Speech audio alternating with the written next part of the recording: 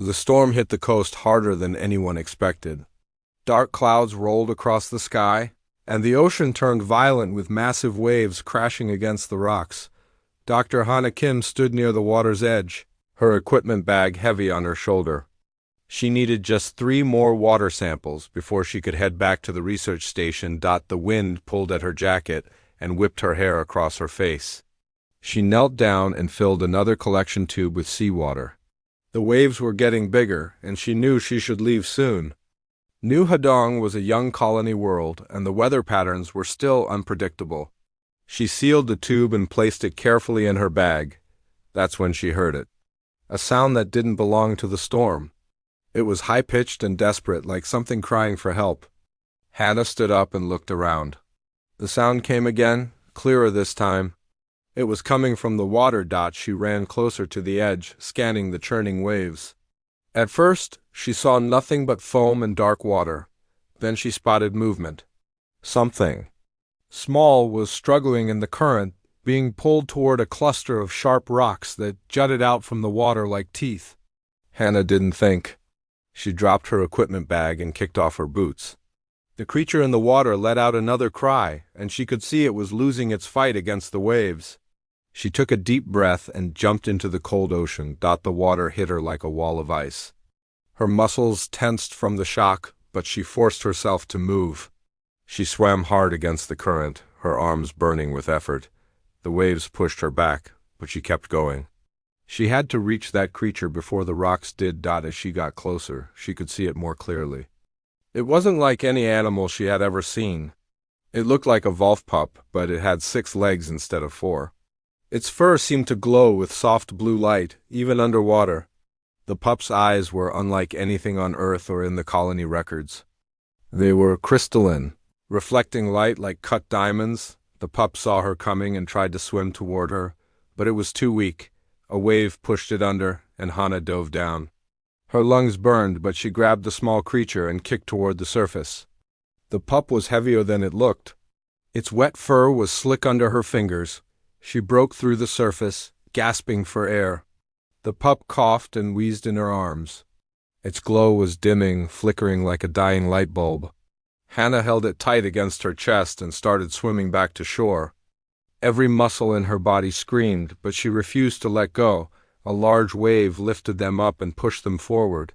Hannah used it to get closer to the beach. Her feet finally touched the rocky bottom, and she stumbled forward, still holding the pup. She fell to her knees on the wet sand, coughing up salt water. The pup lay still in her arms. For a terrible moment, she thought she was too late. Then the pup coughed, and water came out of its mouth. Its sides heaved as it tried to breathe. Hannah gently turned it on its side and pressed carefully on its chest. More water came out. The pup gasped and finally took a full breath. Its crystalline eyes opened and locked onto Hannah's face. The blue glow in its fur started to come back, spreading from its chest outward. The pup was young, she could tell. Maybe only a few months old. It had soft features and oversized paws. But there was something in its eyes that seemed old and intelligent. Hannah sat back on the sand, exhausted. Rain poured down on them both. The pup slowly stood up on shaky legs. All 6 of them wobbled, but it managed to stay upright. It looked at Hannah again, and its fur pulsed with light. The pattern reminded her of a heartbeat. She knew she should report this. The colony had strict protocols about unknown species. But the pup was hurt and scared, and the storm was getting worse. She made her decision quickly. She took off her jacket and wrapped the pup in it. The creature didn't resist. It seemed to understand she was trying to help. The walk back to the research station took 20 minutes. The pup grew heavier with each step. By the time Hannah reached the door, her arms were shaking. She pushed inside and was immediately hit with warm air. The building's heaters were running at full power. Do-Yun Park, her research assistant, looked up from his computer. His eyes went wide when he saw what Hannah was carrying. "What is that?" he asked. Standing up so fast, his chair rolled backward. "I don't know," Hannah said. "It was drowning." I pulled it out of the water. She carried the pup to the medical area and laid it on the examination table. The pup's glow had stabilized, but it was still shivering. Hannah grabbed towels and started drying its fur. The pup watched her every move but didn't try to run away. Do-yun came over, keeping his distance. Hana, we have to report this. There are protocols. We can't just bring unknown creatures into the station. It would have died, Hana said. She continued drying the pup's fur. Up close, she could see the patterns of light moving under its skin like tiny stars. Look at it. It's just a baby. A baby that we know nothing about, Do-yun said, but his voice had softened. He stepped closer and studied the pup. I've never seen anything like this in any of the colony databases. Those markings, those eyes, and it has 6 legs. This isn't a native species from New Hadong. The pup turned its head to look at Do-yun. Its fur brightened slightly, then dimmed again. Hana noticed the pattern matched her own breathing. When she breathed in, the light grew stronger. When she breathed out, it faded. We'll report it tomorrow, Hana said. Right now, it needs rest and warmth. We can at least give it that, Do-yun sighed but nodded. He knew that tone in Hana's voice. Once she decided to help someone or something, there was no changing her mind. It was why she was a good scientist, but it also got her into trouble sometimes. They set up a warm area for the pup with blankets and a heat lamp. Hana tried to offer it some food. They had various options for testing. Dried meat, fruits, even some of the local plants that were safe for consumption. The pup sniffed each item but refused to eat anything. That night, Hana stayed with the pup. She pulled a chair next to its resting area and sat down with her datapad. She tried to work on her reports, but her eyes kept drifting to the sleeping creature. Its fur glowed softly in the dark room, creating patterns of light on the ceiling. She must have dozed off because she woke up with a start hours later. The room was quiet except for the sound of rain on the windows. The pup was awake, sitting up and watching her. When their eyes met, something strange happened. The pup's glow synchronized perfectly with Hana's heartbeat. She could feel it somehow, like an echo inside her chest. The light pulsed in time with each beat of her heart. She reached out slowly, and the pup didn't move away. Her fingers touched its soft fur, and warmth spread through her hand. In that moment, Hana knew that saving this creature would change everything. She just didn't know how much. Outside, in the darkness beyond the station, 5 pairs of crystalline eyes watched from the hillside. They had been waiting, and now they had found what they were looking for. Hana woke up to Do-yun shaking her shoulder. Morning light filtered through the windows, and her neck hurt from sleeping in the chair. She sat up quickly, looking for the pup. It was still there, curled up in the blankets. Its fur glowed gently in the daylight. You need to see something, Do-yun said. His voice was tight with worry. She followed him to the front window. Outside, the storm had passed, leaving the ground wet and muddy. That's when she saw them. Paw prints. Huge paw prints, each one nearly the size of a dinner plate. They circled the entire research station, pressed deep into the soft earth. When did these appear? Hana asked. I don't know. They weren't here when I checked the perimeter last night at midnight. But they were here when I looked this morning. Do-yun pulled up his datapad. I measured them. Whatever made these tracks weighs at least 300 kilograms. Maybe more. Hana felt her stomach tighten. How many? At least 5 different animals. Maybe more. Hana, I think we need to call for help. Before she could answer, the pup started making noise behind them. They turned to see it standing up, looking toward the window. Its fur was pulsing rapidly now, and it was making a soft whining sound. It knows, Hana said quietly. It knows they're here. She walked to the window and looked out at the hills beyond the station. At first, she saw nothing but rocks and the native purple grass that covered most of New Hadong. Then movement caught her eye. Something large shifted on the hillside. About 200 meters away, Hana grabbed the binoculars from the supply shelf and looked through them. Her breath caught in her throat. 5 massive creatures sat on the hill, watching the station. They looked like the pup, but fully grown and enormous. Each one was the size of a small vehicle. Their 6 legs were thick with muscle, and their fur rippled with light patterns that were brighter and more complex than the pup's. Even from this distance, she could see their crystalline eyes reflecting the morning sun. Oh no, Do-yeon whispered. He had grabbed another pair of binoculars. Hannah, those things could tear through this building like paper. They're not attacking, Hannah said. They're just watching. For now. What do you think they want? Hannah looked back at the pup. It was still whining, its eyes fixed on the window. I think they want their baby back. The largest of the creatures on the hill stood up. It was clearly the leader. Its fur was darker than the others, with gold patterns mixed in with the blue. When it moved, the others shifted slightly as if responding to its presence. The leader tilted its massive head, and Hannah felt like it was staring directly at her. Even from that distance, the pup suddenly ran to the door and started scratching at it. Its cries became louder and more insistent. We can't let it out, Do-yeon said. We don't know if those creatures are hostile. We also don't know if keeping it in will make them hostile, Hannah said. She watched the pup's desperate attempts to reach the door. It wants to go to them, or it wants them to come in here. Hannah thought for a long moment. Every protocol said to wait for backup, to not make contact with unknown species without proper authorization and support. But she looked at the pup's distressed face and made her choice. She walked to the door and pressed the release button. The door slid open with a hiss. The pup immediately bolted outside, running as fast as its 6 legs could carry it. Hannah! Do-yeon shouted. They both watched through the window. The pup ran across the clearing toward the hillside. The 5 massive creatures remained still, watching it come. When the pup reached them, it jumped and yipped excitedly. But none of the adults moved toward it. Instead, the pup turned around and looked back at the station. It barked once, then ran back toward the building. It stopped halfway between the station and the hill, looking back and forth between both places. It barked again. It wants us to come out, Hannah said. That's a bad idea. A really bad idea. I know. Hannah moved toward the door anyway.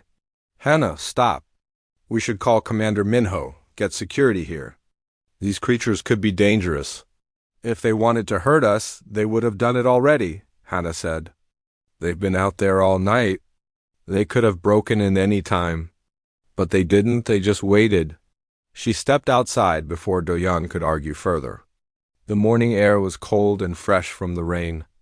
The pup saw her and started jumping up and down with excitement. Its fur blazed bright blue. Hannah walked slowly toward the pup. Her heart was pounding so hard she could hear it in her ears. Behind her, she heard Do-yeon curse quietly and then follow. He wouldn't let her face this alone. When Hannah reached the pup, it immediately pressed against her legs. She could feel warmth radiating from its small body. The pup looked up at her, then looked toward the hill. It wanted her to keep going. Hannah took a deep breath and started walking. Each step felt heavy. The 5 massive creatures watched her approach. She could see them more clearly now. Their fur wasn't just glowing, it was moving, shifting in patterns that seemed almost like language. Their crystalline eyes tracked every movement she made. She stopped about 10 meters away from them. This close, they were terrifying. Each one was easily twice her height when sitting. Their teeth, visible when one of them yawned, were as long as her fingers. But they hadn't moved aggressively at all. The leader, the one with gold and blue markings, slowly stood up. Hannah forced herself not to step back. The creature was massive when standing on all 6 legs. It could kill her with one swipe of its paw. But instead, it walked toward her with slow, careful steps. The pup ran ahead and touched the leader's leg. The leader looked down at the pup and its fur pattern changed. It became softer, warmer. Then it looked at Hannah again and continued moving forward. Hannah, please be careful, Do-yeon whispered from behind her. The leader stopped right in front of Hannah. It lowered its enormous head until it was level with hers. This close, she could see that its eyes were not just crystalline. They were deep, like looking into pools of clear water that went down forever. The creature's breath was warm on her face. It smelled like ozone and something else she couldn't identify. Something clean and wild. Then the leader did something unexpected. It gently pressed its head against Hannah's chest, right over her heart. The moment they touched, warmth exploded through her body. It wasn't painful, but it was intense. Her vision blurred, and suddenly she wasn't seeing through her own eyes anymore. She saw memories that weren't hers. She saw herself jumping into the water. She saw herself pulling the pup from the waves. She saw herself drying it with towels and staying beside it all night. But she was seeing all of this from outside, from different angles. She was seeing her own actions through the eyes of this creature. Then came emotions. Powerful and clear, gratitude, relief, recognition, and something else. Something that felt like respect mixed with curiosity. The connection broke, and Hana gasped. She stumbled backward, and Do-yeon caught her. The leader pulled its head back and sat down. All 5 of the massive creatures were now glowing in synchronized patterns. The pup jumped around happily, its own light joining the display. What just happened? Do-yeon asked. Hana tried to find words. They showed me. They saw me save the pup. They know I helped it. She looked at the leader. They're intelligent. Really intelligent. And they're grateful. The leader made a sound, a deep rumble that Hana felt in her chest. Then all 5 creatures stood up and began to back away, moving slowly up the hillside. But they didn't leave. They settled down in new positions, still visible, still watching the station. The pup, however, didn't follow them. It stayed next to Hana, pressing against her leg. She looked down at it, confused. The pup looked up at her with those crystalline eyes, and its fur pulsed in time with her heartbeat again. I think, Do-yeon said slowly, that the pup has chosen you. As they walked back to the station, Hana felt the weight of what had just happened settling on her shoulders. She had made contact with an unknown intelligent species. She had formed some kind of bond with them. And from the hillside, 5 pairs of crystalline eyes continued to watch, patient and waiting. Whatever came next, Hana knew her life would never be the same. Commander Minho Choi arrived 3 days later with a security team. He was a tall man with sharp eyes and a permanent frown. He stood in the middle of the research station, looking at the reports on his datapad, while 2 armed guards waited by the door. Let me understand this correctly, Minho said. You made unauthorized contact with an unknown alien species. You brought one of their young into this facility without quarantine protocols. And now 5 adult specimens are camping outside, and you've made no attempt to contain or control the situation. Hana stood her ground. The pup was drowning. I saved its life. The adults haven't shown any aggression. They're peaceful. Minho gestured to the window where the 5 massive creatures were visible on the hillside. Those things could destroy this entire station. They're each the size of a transport vehicle. We have no idea what they're capable of, which is why we should be learning from them, not threatening them, Do-yeon said from his workstation. Dr. Kim has made first contact with an intelligent species. This is a historic moment. Minho turned to look at the pup, which was sleeping in the corner on a pile of blankets. Its fur glowed softly with each breath. Historic or dangerous? We don't know yet. He looked back at Hana. I'm classifying them as potential threats until we know more. I'm bringing in a xenobiology team and additional security. That will scare them away, Hana said. Or worse, it might make them defensive. That's a risk I have to take. The safety of this colony comes first. Minho headed for the door, then stopped. One more thing. That creature stays in this building. I don't want it wandering around until we understand what we're dealing with. After Minho left, Hana slumped into a chair. The pup woke up and walked over to her, sensing her distress. It pushed its head under her hand, and she scratched behind its ears.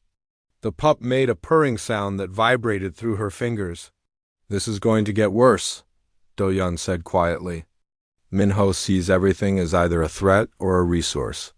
He doesn't understand what you experienced out there. Then we need to help him understand, Hana said. But she wasn't sure how, over the next week, strange things started happening. Hana began having vivid dreams. In them, she was running through forests that didn't exist on New Hadong. She ran on 4 legs, not 2. She could smell things she had never smelled before and see colors that didn't have names. When she woke up, she felt exhausted, but also more alive than she had ever felt. Her senses were changing too. She could smell Doyan's coffee from across the room before he even opened the container. She could hear conversations happening outside the station even with the doors closed. Once, she caught a falling datapad without looking. Her hand moving before her brain registered what was happening, Doyan noticed. "You're different," he said one morning.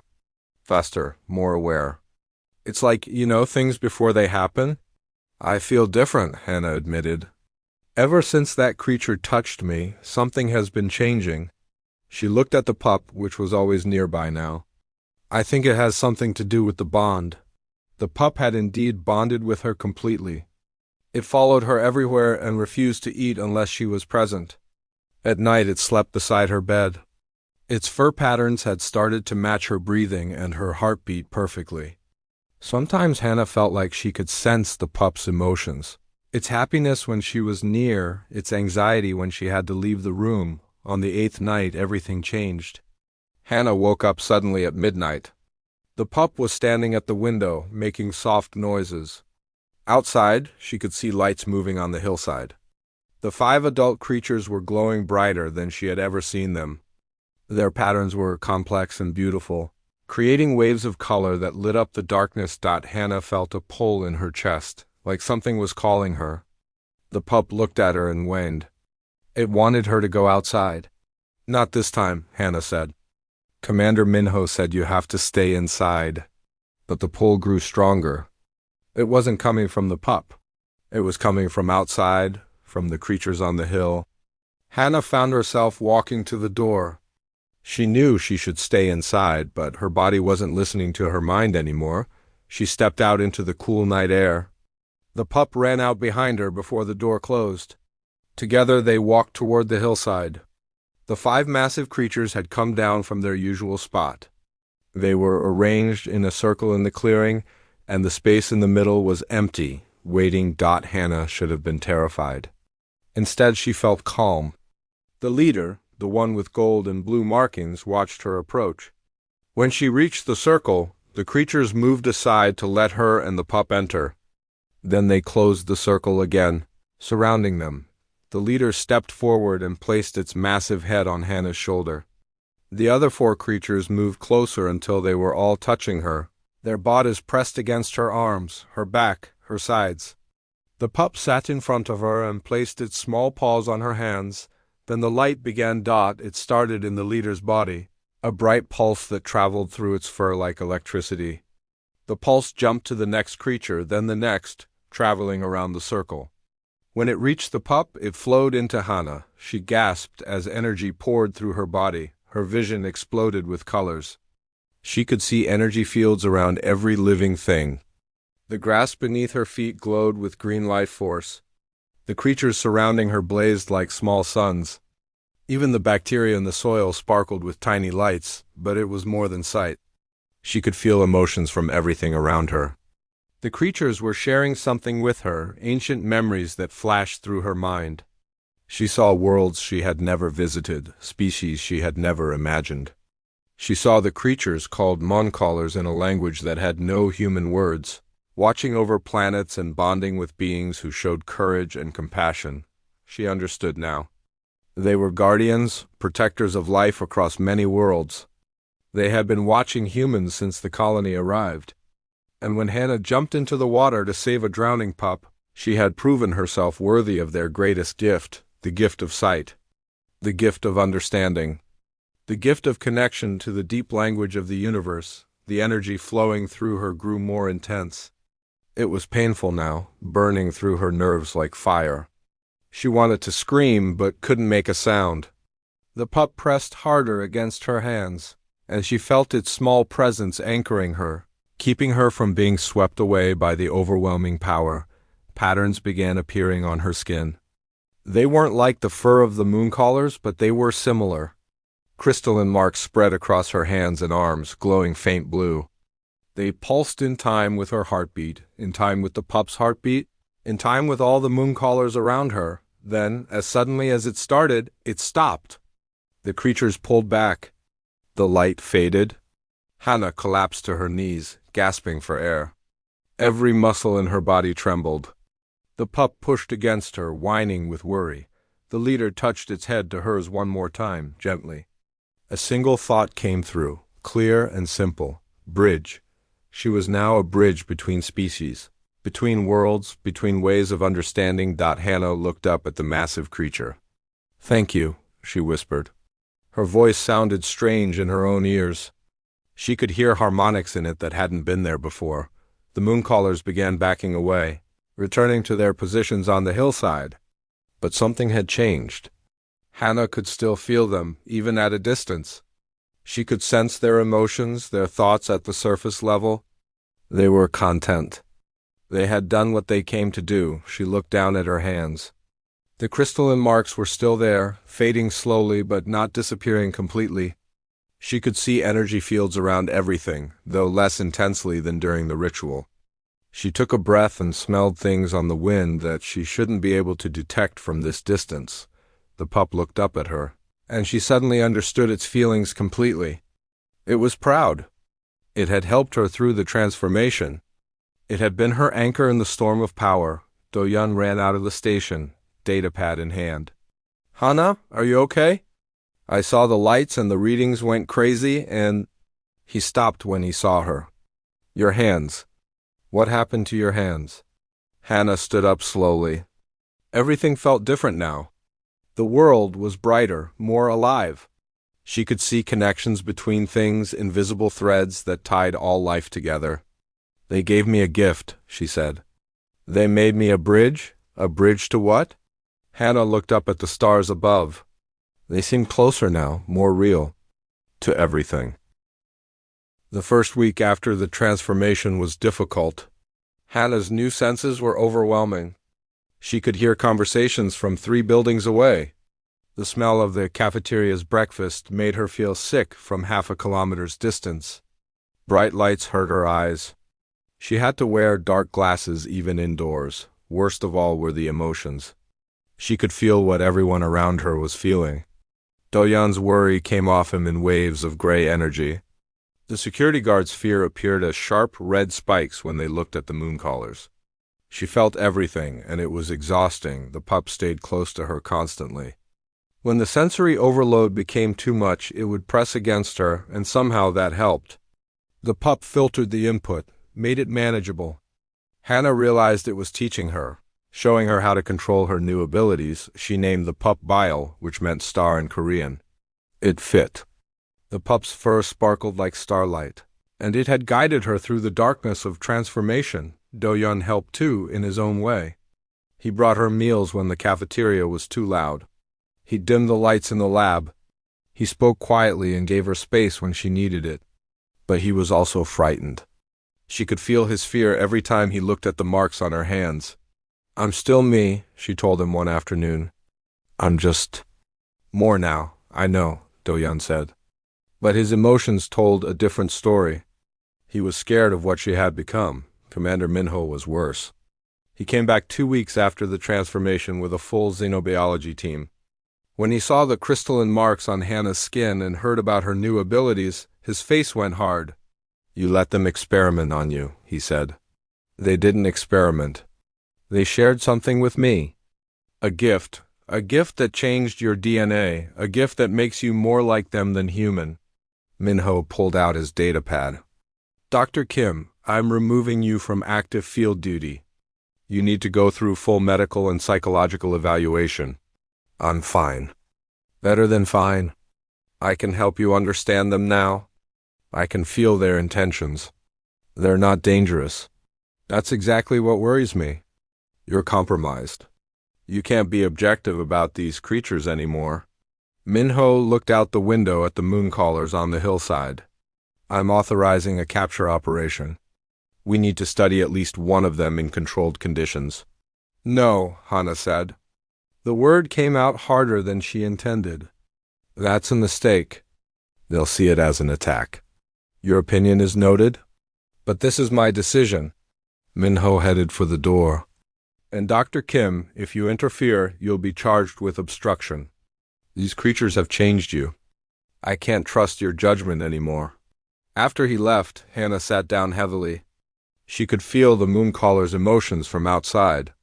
They were becoming agitated. They had sensed the hostile intent in Minho's words even through the walls. The leader, the one Hannah thought of as Taiyang, was troubled. "We have to warn them," she said to Do-Yun. "Warn them about what?" "That humans want to study them." "Hannah, maybe Minho is right. Maybe we do need to understand them better. Not like this. Not by capturing them. That will destroy any trust we've built." But before she could do anything, something else happened. Something worse. Hannah was working late in the lab 3 days later when she felt it. A wrongness deep in the ground beneath her feet. It was like a sour note in a song, a darkness in her new vision. She pressed her hand against the floor and gasped. The energy field of the planet itself was corrupted, poisoned. Byel started whining and backing away from the spot where Hannah touched the floor. The pup's fur flickered wildly.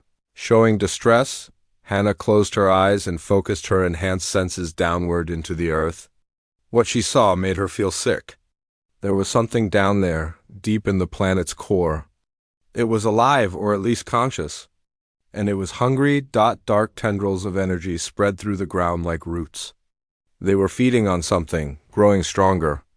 When Hannah looked closer, she realized what they were feeding on. Fear, anger, conflict. All the negative emotions from the colony were being absorbed by this thing. She pulled her hand back and ran to find Do-Yun. He was in his quarters reading. "Something's wrong with the planet," she said. "There's something down there. Something bad." Do-Yun sat up. "What do you mean?" "I can see it now. I don't know how I didn't notice before. There's an entity beneath the colony. It's been feeding on us. On our negative emotions. Hannah, that sounds—" Do-Yun stopped. He could see she was serious. "What kind of entity?" "I don't know. But it's growing. And I think the moon callers know about it. I think that's why they're here." She was right. When she went outside, Taiyang came down from the hill immediately. The great moon caller touched its head to hers and images flooded her mind.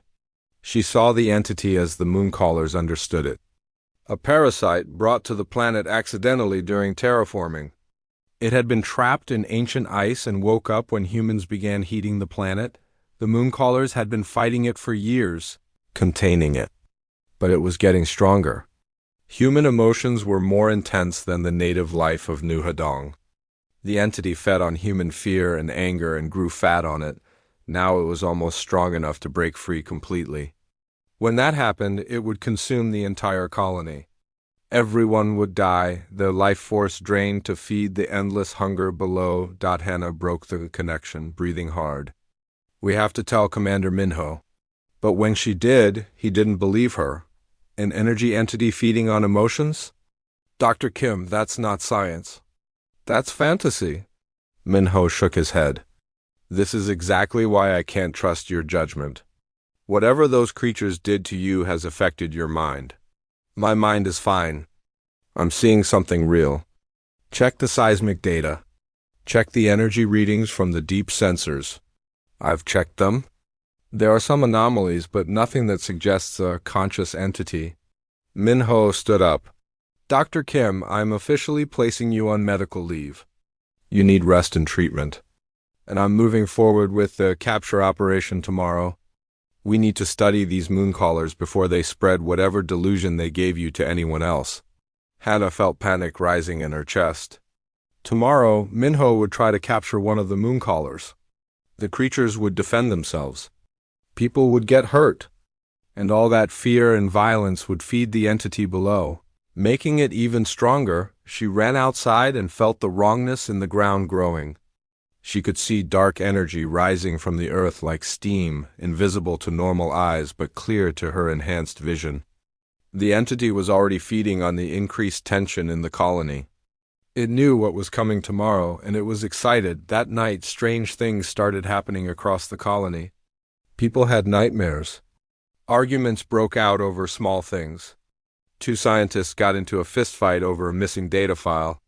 The medical bay filled with people complaining of headaches and paranoia. Hannah felt it all through her new senses. The entity was accelerating its feeding, gorging itself on the colony's fear and anger. Its tendrils were everywhere now, touching every building, every person. She found Doyan and two other scientists she trusted, Dr. Jiwan Li and Dr. Soman Huang. She showed them what she could see. Using her new abilities, she made them feel the wrongness through touch. They couldn't see it like she could, but they felt it. And they believed.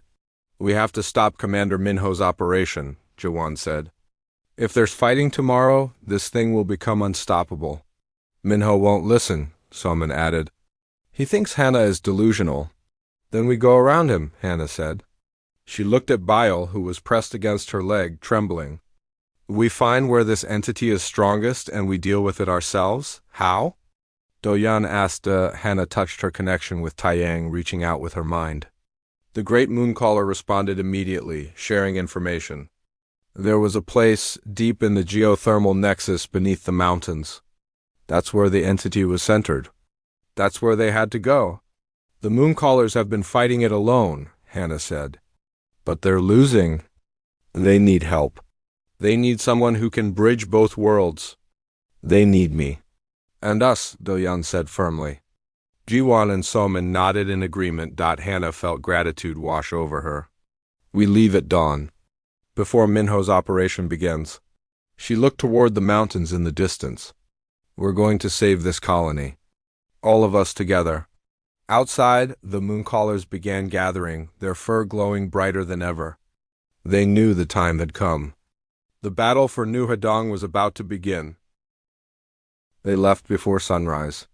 Hannah, Doyan, Jiwan, and Soman packed light. They brought water, basic supplies, and scientific equipment to measure what they were about to face. The mooncallers waited for them beyond the station, silent shadows in the pre-dawn darkness. Taiyang touched his head to Hannah's, and she understood the path they needed to take. The geothermal nexus was 30 kilometers away, deep in the mountain range. It would take most of the day to reach it. Byo stayed close to Hannah as they walked. The pup was bigger now than when she had first rescued it, nearly the size of a large dog. But it was still young, still learning. Its presence helped Hannah manage her overwhelming senses as they traveled. The journey was hard. The mountains were rough, with sharp rocks and steep climbs, but the mooncallers guided them through hidden paths, places where the terrain was easier. The great creatures moved with surprising grace for their size, their 6 legs handling the difficult ground with ease. As they traveled, Hannah could feel the wrongness in the earth growing stronger. Dark energy pulsed beneath their feet like a diseased heartbeat. The others couldn't see it, but they felt it. Everyone grew quieter as they got closer to their destination. "I can feel it now," Jiwan said around midday. "Like pressure in my head? Something pushing against my thoughts." "It's the entity," Hannah said. "It knows we're coming." They reached the entrance to the geothermal nexus in the late afternoon. It was a massive cave opening in the mountainside, with steam rising from the depths. The heat coming out was intense. Hannah's enhanced vision showed her the truth beneath the normal appearance. The cave entrance was covered in dark tendrils of energy, pulsing and writhing. "This is it," she said. "This is where the entity is strongest." Tang made a deep sound, and the other mooncallers gathered around. Through her connection, Hannah understood what they were communicating. They had been here before many times, trying to contain the entity, but it had always been too strong. They couldn't defeat it alone. The group descended into the cave. The walls glowed with heat, and the air was thick and hard to breathe. They went down for what felt like hours, following the mooncallers deeper into the earth. The scientific equipment Jiwan carried started giving strange readings. Energy signatures that didn't match any known pattern. Finally, they reached the bottom. The cavern was enormous, so large that their lights couldn't reach the far walls. In the center, the ground pulsed with sickly dark energy. Hannah could see it clearly now with her enhanced vision. The entity was massive, spreading its roots through the entire underground network beneath the colony. "I can see it," Soman whispered. "Just barely, like shadows moving in my peripheral vision." "That's because it's getting stronger," Hannah said. "It's feeding on the fear and anger from the colony above. Soon everyone will be able to see it." The dark energy suddenly surged upward, forming a shape. It wasn't physical, not exactly, but it had presence. The entity noticed them. Hannah felt its attention focus on their group, and the feeling made her skin crawl. It was hungry. So hungry. It wanted to consume everything, to feed forever on the emotions of living beings. The Mooncallers formed a protective circle around the humans. Their fur blazed with light, pushing back against the darkness. But Hannah could see it wasn't enough. The entity was too strong now, too deeply rooted. Yang turned to look at Hannah. Through their connection, he showed her what needed to happen. The Mooncallers and Hannah had to perform a convergence. They would combine their energies, her human consciousness mixed with their ancient power, to create a frequency that could affect the entity. But it was dangerous. The power needed might burn out Hannah's human mind completely. "What's happening?" Do-Yeon asked, seeing the look on Hannah's face. "They need me to join with them. To combine our abilities and fight this thing." Hannah took a breath. "But I might not survive it." "Then don't do it," Do-Yeon said immediately. "We'll find another way. There is no other way." Hannah looked at her friends. "If we don't stop this now, everyone in the colony dies." Before anyone could argue further, the entity attacked. Dark tendrils shot out from the ground, reaching for them. The Mooncallers blocked them with barriers of light, but the darkness kept coming. It was testing them, probing for weakness. Suddenly, alarm sounds echoed from above. Hannah's enhanced hearing picked up voices, shouting, weapons fire. Commander Minho had started his operation to capture the Mooncallers. The fighting had begun at the research station. The entity surged with power, feeding on the fear and violence happening above. It grew larger, darker. One of its tendrils broke through the Mooncaller's defense and wrapped around Summon's leg. She screamed as her life force started draining away. Ji-won pulled her free, but the damage was done. Summon collapsed, her face pale and breathing shallow. The entity laughed, a sound that felt like insects crawling in Hannah's brain. "We're out of time," Hannah said. She moved to the center of the cavern and the Mooncallers followed. "We do the convergence now." "Hannah, wait!" Do-Yeon reached for her, but she was already moving. The Mooncallers formed a circle around her. Taeyang stood directly in front, with Bail pressing against her legs. The pup was trembling but determined to help. All 7 of them together. 7 points of connection. The ritual began. Light poured from the Mooncallers into Hannah. It was like before, but more intense. Her consciousness expanded, joining with theirs. She felt Taeyang's ancient wisdom, his memories of countless worlds. She felt the other Mooncallers, their dedication to protecting life. And she felt Bile, young and brave, anchoring her to what she needed to protect.